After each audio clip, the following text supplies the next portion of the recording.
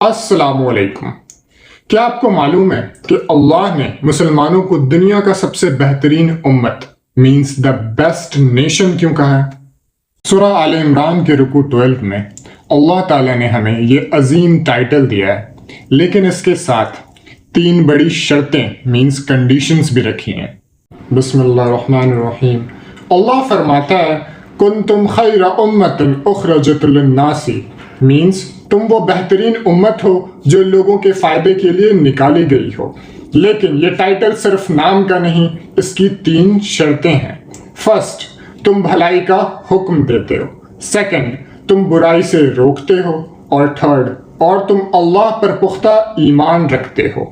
اگر ہم یہ کام چھوڑ دیں تو ہم اس عظیم ٹائٹل کے حقدار نہیں رہتے۔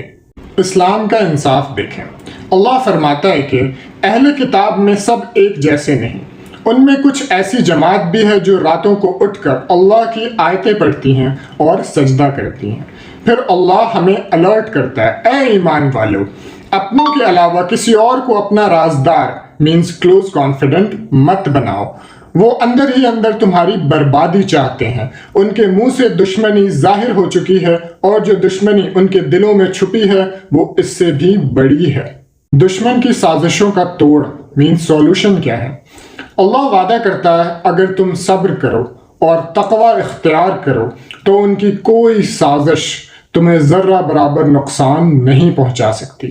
لیسن، اپنا کردار خیر امت والا بنائیں، اور اپنے راز مینس اپنے سیکرٹس صرف ان لوگوں تک رکھیں جو آپ کے حقیقی خیر خواہ ہیں۔